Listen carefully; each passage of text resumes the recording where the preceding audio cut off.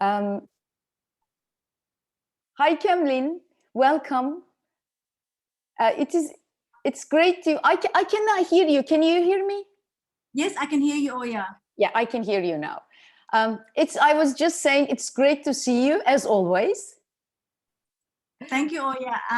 Thank you for inviting me to your diversity talks.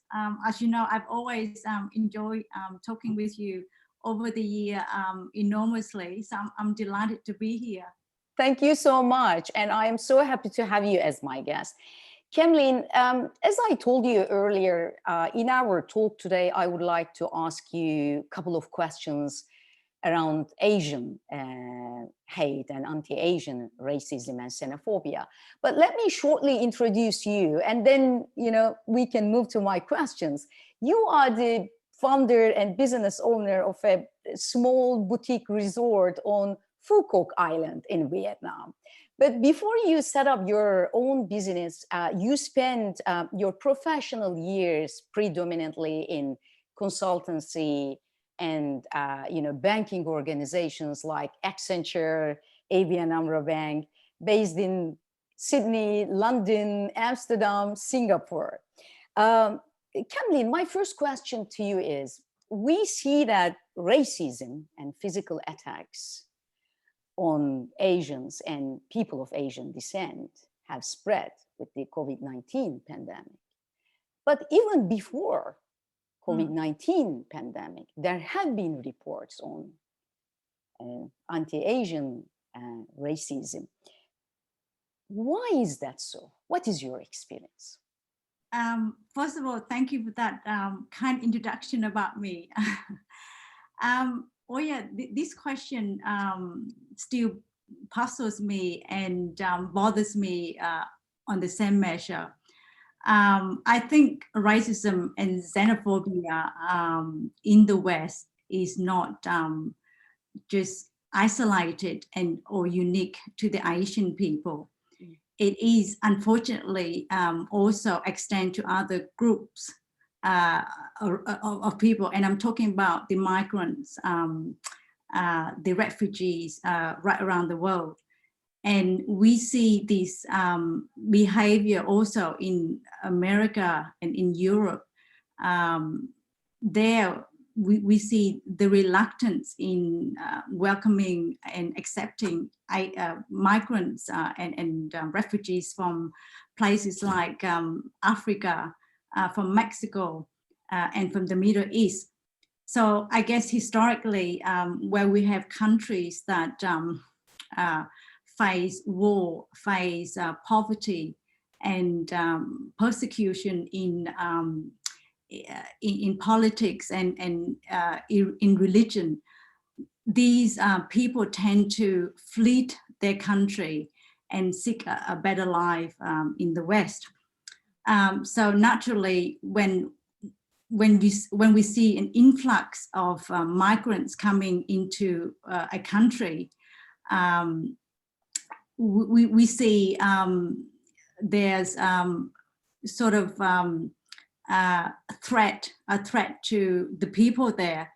And so to them, that they don't understand why, particularly when we have a insular group, that when they see new groups of people coming into the country, they might see that as a threat to them, and they might interpret it that the refugee coming as a negative impact on them.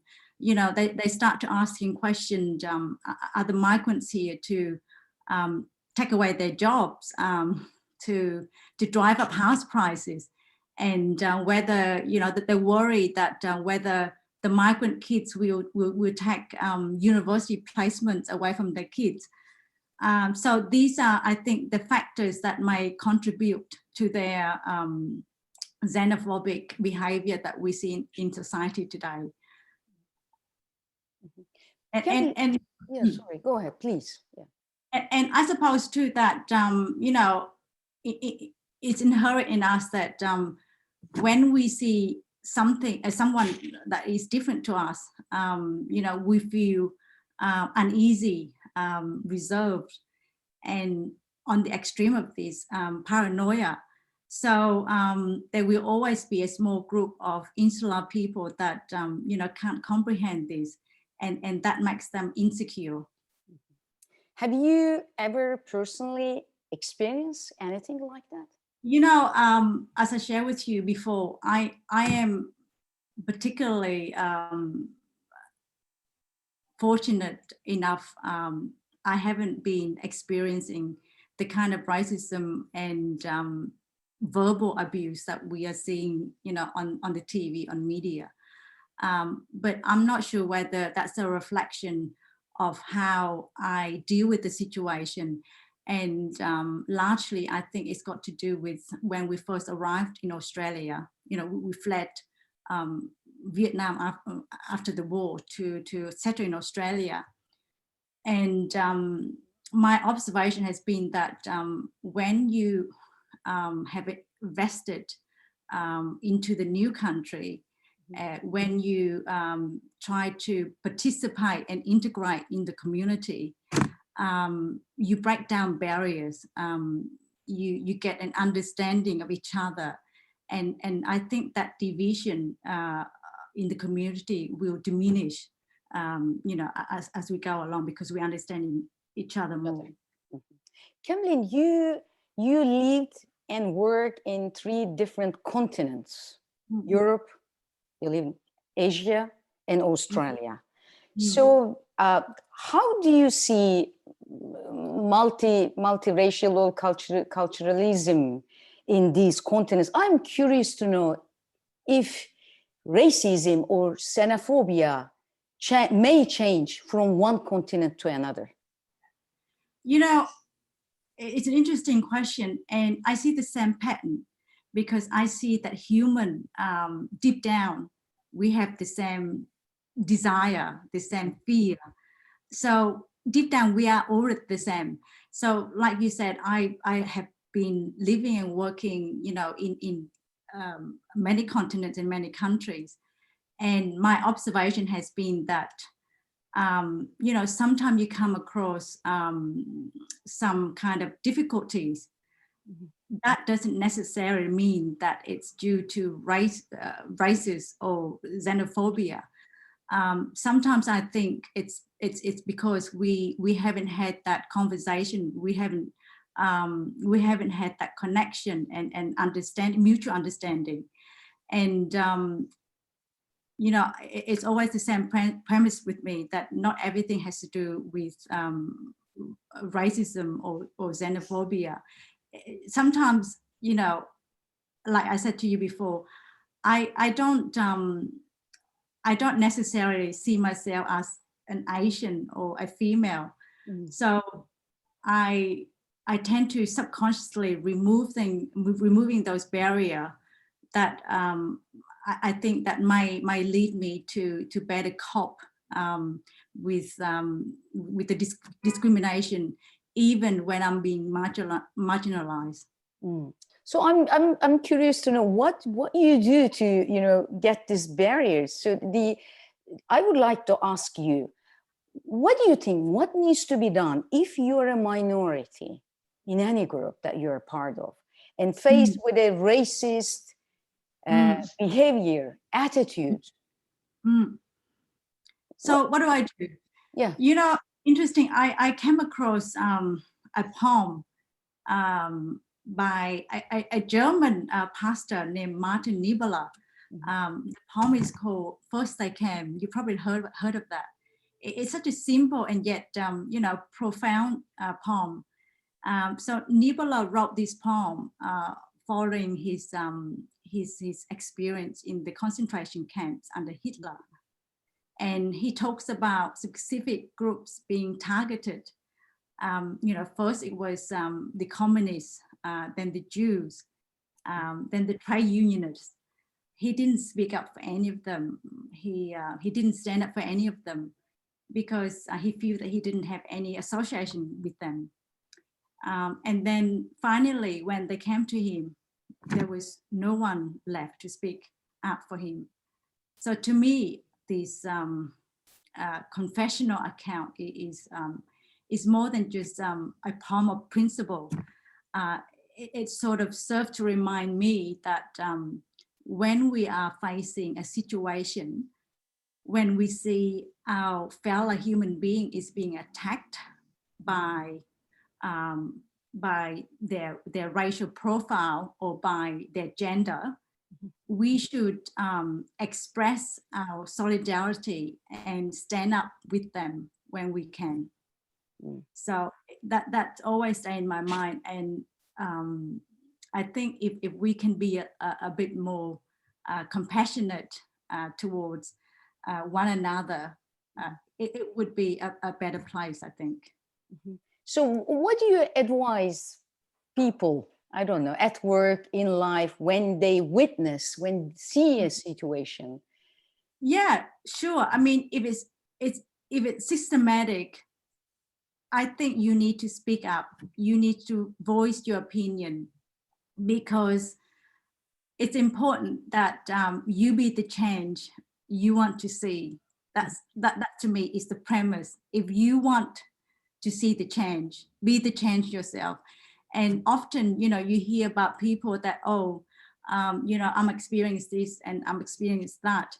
And, you advise them to go and do something about it, but they're scared, they're reluctant. And now, which is fine, because not everyone has the personality or the capability to come forward and speak freely. So in that case, I would advise them that to, if you have friends or you have colleagues that you can talk to, that's the first step. For me personally, in terms of coping that, I tend to sort of like put less emphasis on about racial discrimination or any form of discrimination, and rather focus on my ability. Because I think sometimes for me that if I let discrimination be the center point, then psychologically it has a profound effect on me, in the long term. Remember too that we get knocked back in the workplace and in society, regardless of what we look like. Sometimes because we are too short, we are too tall, the way we speak. So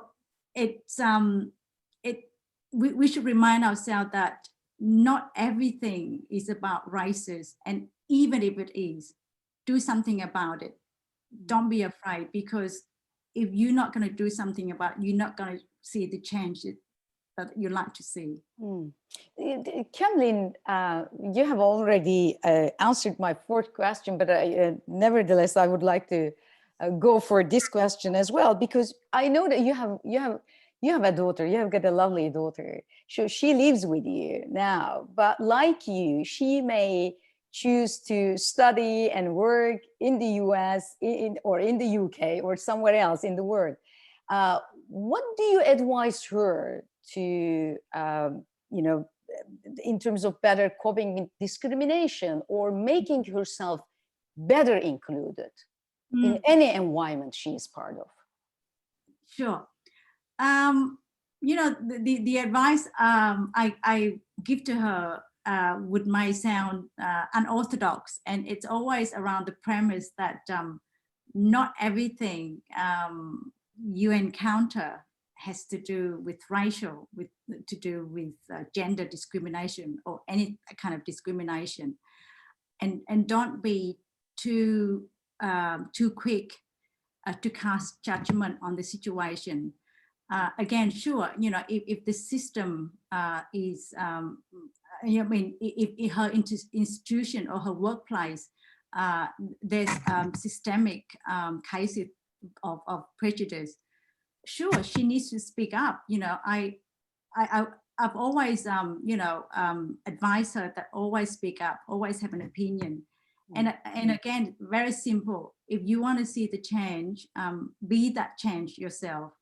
But often I think also that sometimes these days we tend not to reflect on our own ability, and which is focused on about, okay, not wanting and not getting what we want equals, oh, that person doesn't like me, that person thinks that because I'm a female then I'm not capable.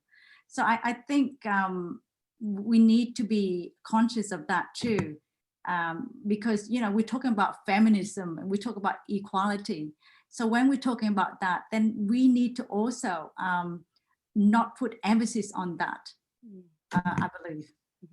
Camlin, as you said earlier at the beginning of our conversation, as human beings, we have similar needs, similar expectations, and I believe we all want to be included. We all want, our voice heard. We want to feel, seen. So what do you think, what lies in the heart of inclusion in terms of creating inclusive environments? Sure. I mean, so when we talk about inclusion, I tend to refer back to the migrants, the refugees. Those are the marginal groups that has to be, has to be included in a society. So my reflection is this. I mean, as a migrant myself, I think what's useful is that, in a new environment, we put ourselves out there. Don't be afraid, because when we start a conversation, we're slowly breaking down a barrier. We start to sharing to other people about our own fears, our own hope. And then we can all relate to that. When we can relate to that, we know that as human, we have more similarities than differences. So I would encourage, the migrants or the refugees or anyone else to have greater involvement and participation in the community or in the workplace, because only then we get a better understanding about each other's culture, each other's differences, and then that comes with acceptance. And what do you think, what can the system do to make the migrants I'm feel not included? about that we have to rely on the system or on the government to make change. I think largely the change should drive within ourselves. We need to be that change. Now, if every one of us speaks up, we don't, and don't forget too that we are, our government are us. We elected them to represent us, to make change. So if we don't speak up when there is something wrong, where there's something needs to be changed, then these changes won't happen, I believe. Camlin, thank you so much. Our time is already up. Is there anything else that you would like to share with me before I end and I close the conversation? I not really, but I would like to share this, and I think it's quite positive because as I have a daughter, and growing up through her eyes sort of give me a different perspective, because children, they see that they don't see people differently. They don't care about the color of your skin, what is your worth. It's not that they can't see that those differences, they do, but they place greater importance in things like whether you like to paint or draw with them, or whether you like to eat chicken McNuggets as much as them. So, I think if we can look through the eyes of children, and if, adults can be more like children instead, and not the other way around, I think that, we can remove this barrier and remove this stigma about, that race or that gender. What a beautiful message it is that. Camlin, thank you so much for this insightful conversation, your time, your input, and stay safe and healthy. Yeah, thank you, Oya, and you too. Bye. Bye. Bye.